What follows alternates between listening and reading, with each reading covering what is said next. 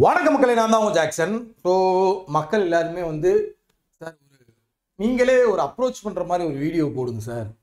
Real mark டெஸ்ட்டை வச்சு அதை எப்படி எப்படி அப்ரோச் பண்ணணும்னு நீங்களே அப்படியே கையை வச்சு சொல்லித்தாங்க சார் அப்படின்னு இன்ஸ்டாவில் மெசேஜ் போட்டிருந்தீங்க.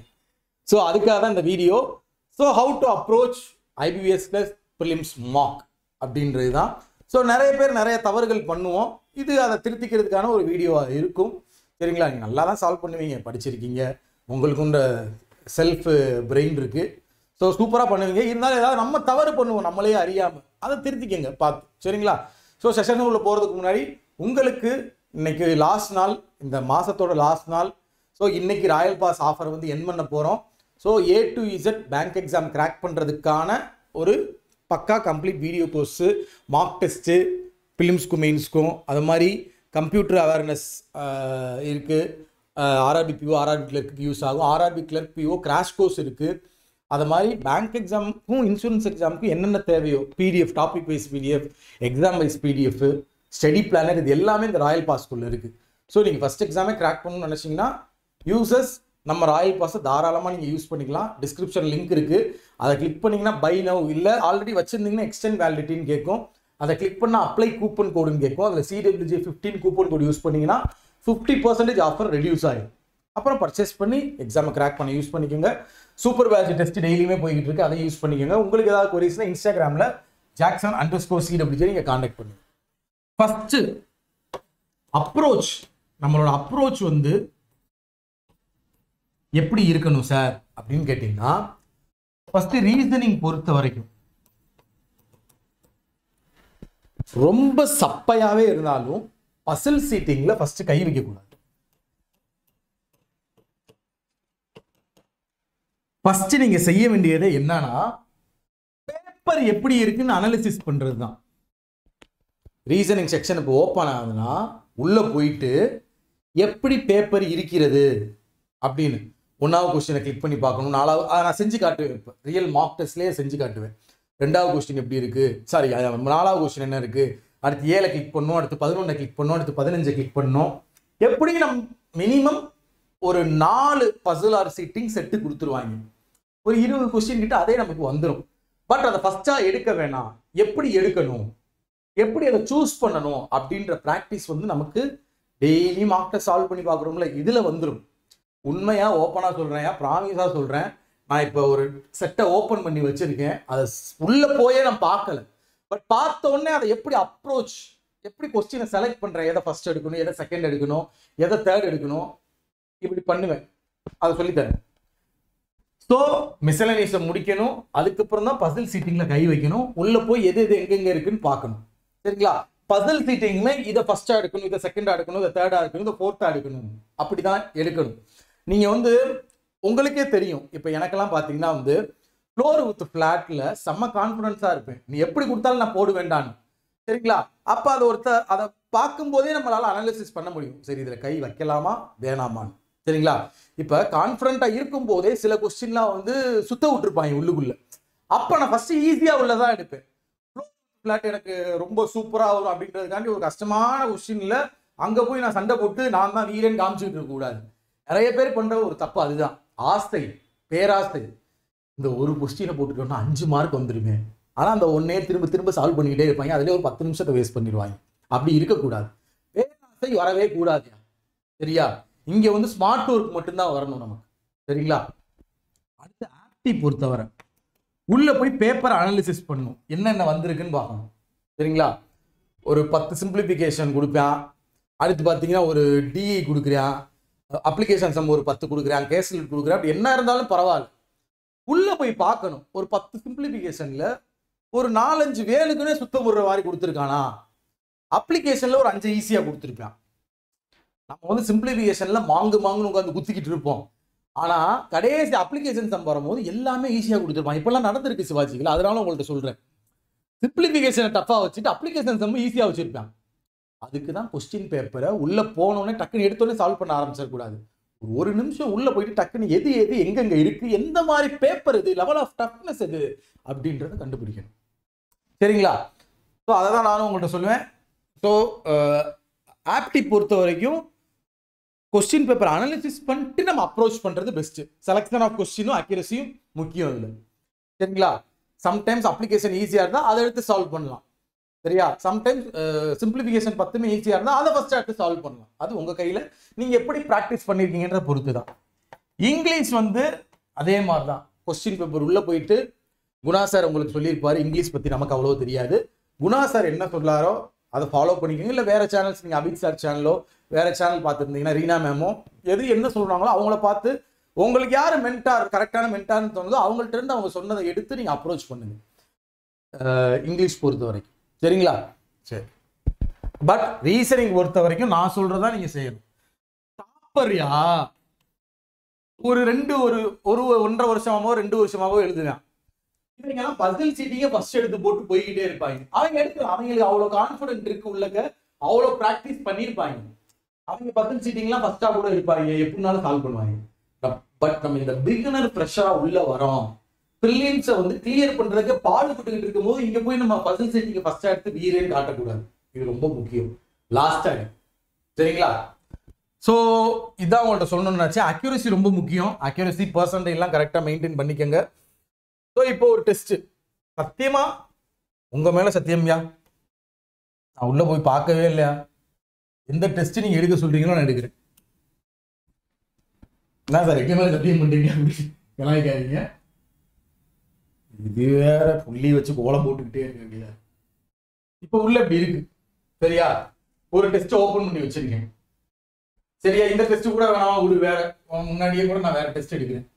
ஏதாவது ஒண்ணு ரேண்டமா உள்ள போறேன். 12வது டெஸ்ட்டோ 13 இல்ல 10 எது வேணுமோ சொல்லுங்க, உள்ள போறேன். சும்மா ரேண்டமா டேக் டெஸ்ட் எடுக்கிறேன். சரிங்களா? டேக் டெஸ்ட் எடுத்துட்டு நெக்ஸ்ட் கொடுக்குறேன். Select language English. I have read. I am ready to learn. New இன்டர்ஃபேஸ்ல எடுக்கிறேன் கிளிப்ஸ் டெஸ்ட். சப்மிட் கொடுத்துட்டு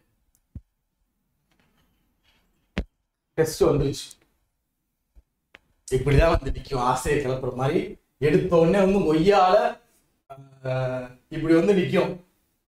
ரீசனிங்ல பார்க்க சின்னதா இருக்கு, தொடலாமே அப்படின்னு தோணும். தொட மாட்டேன். சரியா? அடுத்த 6வது கொஸ்டின் கிளிக் பண்ணுவேன். இன்இக்வாலிட்டி இருக்கா அப்படியே சால்வ் பண்ணுவேன். சரிங்களா? என்னோட அப்ரோச் எப்படி இருக்கும்னா டப்பு டப்பு டப்பு டப்புன்னு சேவ் நெக்ஸ்ட் கொடுத்து சால்வ் பண்ணிட்டே போவேன். சம்டைம்ஸ் உள்ள போய் பார்ப்பேன். 2 விதமான அப்ரோச் இருக்கு மக்களே. இப்ப 6வது சால்வ் பண்றேன்னா டக்குன்னு 7 நெக்ஸ்ட் கொடுத்து 7வது போவேன், சால்வ் பண்ணுவேன். அடுத்து 7 நெக்ஸ்ட் கொடுத்து 8வது போவேன், சால்வ் பண்ணுவேன். அடுத்து பாத்தீங்கன்னா இது என்னது, ஃப்ளோரு விடு மிஸ் பண்ணு, இது வேணாம் நமக்கு, இது வேணாம், இது வேணாம், இது வேணாம், இது வேணாம், இது வேணாம், இதை சால்வ் பண்ணு. ஸ்க்ரோல் பண்ணி பார்த்துக்கோங்க. மேபி இந்த மாதிரி ஆல்ஃபா நியூமெரிக் வருதுன்னா சம்டைம்ஸ் வந்து இங்க நிறைய ஸ்க்ரோல் பண்ற மாதிரி இருக்கும். இந்த பகுதியும் தாண்டி அந்த சைடில் ஆல்ஃபா நியூமெரிக் இருக்கும். அதை மெயினா வாட்ச் பண்ணிக்கோங்க. சரிங்களா? ஸோ இதை டப்புன்னு சால்வ் பண்ணுவேன். சால்வ் பண்ணு, சால்வ் பண்ணு, சால்வ் பண்ணு, சால்வ் பண்ணு, சால்வ் பண்ணு. ஸோ இது டைரக்ஷன் அப்படியே பார்ப்பேன். பார்க்கும் போதே கனெக்ட் ஆகுதா ஸ்டேடியம்ல ஏடி ஆரை வச்சு டியை வச்சு என்சி. ஓகே சால்வ் பண்ணு. இதை சால்வ் பண்ணு. மிஸ்ல சால்வ் பண்ணிடுவேன். பசில் செட்டிங்கா விட்டுருவேன். டக்குன்னு போவேன். அடுத்து கோடிங் டிகோடிங் சால்வ் பண்ணு. கோடிங் டிகோடிங் ஈஸியாக நம்மளால சால்வ் பண்ண முடியும். சிம்பிளாக தான் கொடுத்துருக்கேன். சால்வ் பண்ணு. 35வது இருக்கு இப்போ கோடிங் டிகோடிங் முடிஞ்சா. இப்போ போவேன் விட்ட பசில் சீட்டிங்க்கு போவேன். எடுத்த உடனே ஒரு பசில் இருந்துச்சா டப்புன்னு ஃபர்ஸ்ட் போய் அதை பார்ப்பேன். ஓகே அப்படியே அனலைசிஸ் பண்ணுவேன். 30 days இருக்க கம்பெனியில் வரேன். எஸ்ஸை வச்சு பி கனெக்ட் ஆகுது, பி வச்சு என்ன கனெக்ட் ஆகுது, என்ன வச்சு ஓ கனெக்ட் ஆகுது, சிம்பிள் சம்மாதாண்டா இருக்கு அட்ராடி அப்படின்ட்டு டக்குன்னு அதை சால்வ் பண்ணி முடிச்சு 5 கொஸ்டினையும் சால்வ் பண்ணுவேன். அடுத்து வருவேன். அடுத்து பார்த்தீங்கன்னா எந்த இடத்துல இருந்துச்சு நான் என்ன செய்வேன்னா சம்டைம்ஸ் மார்க் ஃபார் ரிவ்யூ பண்ணி வைப்பேன். சில பேர் அது பண்றதுன்னா பண்ணுங்க, இல்லாட்டி டைரக்டாவே நான் கொஸ்டின் பார்க்கும்போது அந்த நம்பரை பார்த்துருவேன், கொய்யால எங்கடா இருந்துச்சு அப்படின்னு சொல்லி. அடுத்து 10வது கொஸ்டின்ல வந்து பார்த்தீங்கன்னா வந்து நமக்கு இங்கயா டக்குன்னு உள்ள போய் இப்படி பார்ப்பேன். ரீடு பண்ணும் போதே பார்ப்பேன் கை வைக்கலாமா வேணாமான்னு. நான் உங்க முன்னாடி அப்பதான் ஓப்பன் பண்ணேன். சரியா? ஆரை வச்சு வி கனெக்ட் ஆகுது, ஆரை வச்சு டி கனெக்ட் ஆகுது, டி வச்சு டபிள்யூ கனெக்ட் ஆகுது, கையை வைடா இதுல ஸ்கொயரை போடுறா அப்படின்ட்டு போட்டு காட்டுவேன். சரிங்களா? அப்படின்னு போட்டுருவேன். சால்வ் பண்ணி அந்த 5 கொஸ்டினையும் சால்வ் பண்ணிடுவேன். ஸோ அடுத்ததா வருவேன். இது முடிச்சாச்சு. ஸோ இது முடிச்சாச்சு. மார்க் ஃபார் ரிவ்யூ கொடுத்தா உங்களுக்கு ஈஸியாக இருக்கும். அடுத்து அன்னோன் பர்சன் சீட்டிங் இருக்குது, பொய்யால் வருவேன். ஏஜ்னா எனக்கு லைட்டாக கொஞ்சம் பயம் இருக்கும் சரியா, ஏஜ் பஸ்ஸில், அதனால் எப்பயுமே ஈஸியாக இருந்தால் கூட கடைசியாக தான் நான் அட்டன் பண்ணுவேன், குளறுபடி ஆயிரும் ஏஜ் கால்குலேட் பண்ணுறதில்ல அப்படின்னு சொல்லி. ஸோ இப்போ Q வச்சு R கனெக்ட் ஆகுது, ஆரை வச்சு எக்ஸை வச்சு எம்மை வச்சு திரும்ப Q வராங்க. ஸோ ஓகே, இது ஓரளவு நமக்கு வந்து அந்த ஃபெச் ஆகுதா க்ளூ அப்படின்றத ஃப்ராக்ஷன் ஆஃப் செகண்டில் நான் பார்ப்பேன். இதுதான் ரீசனிங்கில் ரொம்ப முக்கியம். இப்படி பார்க்கும்போதே ரீடெல்லாம் பண்ண மாட்டேன். Q ஆரை வச்சு எக்ஸு, அடுத்து எக்ஸை வச்சு எம் எண்டுலாம் சொல்கிறாங்க, அடுத்து எம்மை வச்சு Q, ஒய்யை வச்சு ஆறு, Qவை வச்சு P, இப்படி கனெக்ட் ஆகுது, ஃபெச் ஆகுது பார்த்தீங்களா.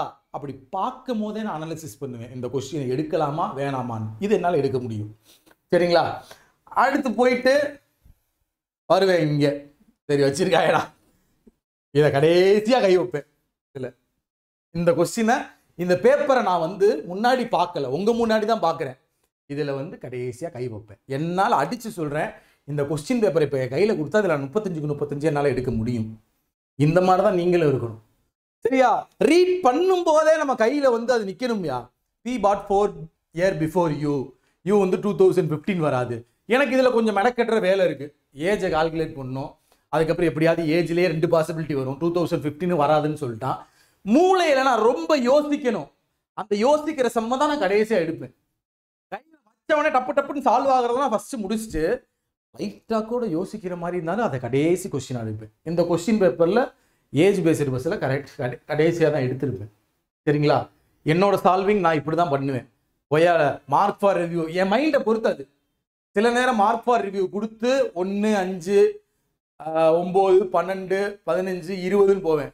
சில டைம் பார்த்தீங்கன்னா அப்படியே 7 கொடுத்து பஸ்ஸில் மட்டும் ஸ்கிப் பண்ணிக்கிட்டே இருப்பேன். பார்க்க கூட மாட்டேன், பஸ்ஸில் ரீட் பண்ணி ஸ்கிப் பண்ணிக்கிட்டே இருப்பேன். எல்லாத்தையும் முடிச்சு கடைசியான பசிலில் என்ன எடுக்கலான்னு வந்து பார்க்க வருவேன். ஸோ உங்கள் மெத்தட் எப்படி இருக்கோ நீங்கள் அப்ரோச் பண்ணிக்கோங்க. நான் இப்படியும் அப்ரோச் பண்ணுவேன். உள்ளே போயிட்டு 1லேருந்து 35 கொஸ்டின் வரை என்ன இருக்குது, எந்த பசில் எடுக்கலாம், ஃபஸ்ட்டாக எதை செகண்ட் எடுக்கலான்னு மார்க் ஃபார் ரிவ்யூ கொடுத்து அப்ரோச் பண்ணுவேன். எந்த அப்ரோச் உங்களுக்கு யூஸ்ஃபுல்லாக இருக்கோ யூஸ் பண்ணிக்கணும் சரிங்களா. ரீசனிங் முடிஞ்சுன்னா அடுத்து அப்படியே ஆக்டிவ் என்ன ஓப்பன் ஆகுதோ எக்ஸ்டர்னல் சப்மிட் கொடுத்துறேன். மார்க் டெஸ்ட்டில் எப்படி கொடுக்கலாம், ரியல் எக்ஸாம்லாம் கொடுக்க முடியாது. இங்கிலீஷ் வருது, இங்கிலீஷ் ஸ்டாஃப் என்ன சொல்லியிருக்காங்களோ அதை வச்சு நீங்கள் பார்த்துக்குங்க. செக்ஷனல் சப்மிட் கொடுத்துறேன். இப்போ வந்து எடுத்தோடனே அப்ளிகேஷன் சம் வருது. என்னை பொறுத்த வரைக்கும் உள்ளே போய் பார்க்குறது பெஸ்ட்டு. எடுத்தோடனே அப்ளிகேஷன் சம் சால்வ் பண்ணாதீங்க. உள்ளே போய் இப்போ 66 71 என்ன இருக்குது, அடுத்து 75 என்ன இருக்குது, அடுத்து 79 என்ன இருக்குது, அடுத்து 83 என்ன இருக்குது, 87 என்ன இருக்குது, அடுத்து 95 என்ன இருக்குது. சிம்பிளிஃபிகேஷன் இருக்குது. 91லேருந்து 100 வரை சிம்பிளிஃபிகேஷன் வச்சுருப்பாங்கன்னு நினைக்கிறேன். ஸோ சில சிம்பிளிஃபிகேஷன் டஃப்பாக இருக்கலாம், சிலது வந்து ஈஸியாக சால்வ் பண்ணுற மாதிரி இருக்கலாம். நம்மளோட அறிவை தான் இங்கே யூஸ் பண்ணணும். சிம்பிளிஃபிகேஷன் ஒரு இது லைட்டாக சுத்த விடுற மாதிரி இருக்குன்னா அதில் கையை வைக்காது. அந்த டயத்தில் நீ 2 அப்ளிகேஷன் ஒரு ஈஸியாக கொடுத்துருந்தா அந்த 2 அப்ளிகேஷன் நீ சால்வ் பண்ணிடலாம்.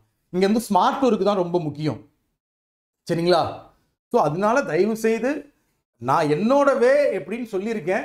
உங்களோட மென்டார் நிறைய பேர் உங்களுக்கு சஜஷன் பண்ணியிருப்பாங்க. ஸோ அவங்க சொல்கிறதும் யூஸ்ஃபுல்லாக இருந்தால் எடுத்துக்கோங்க.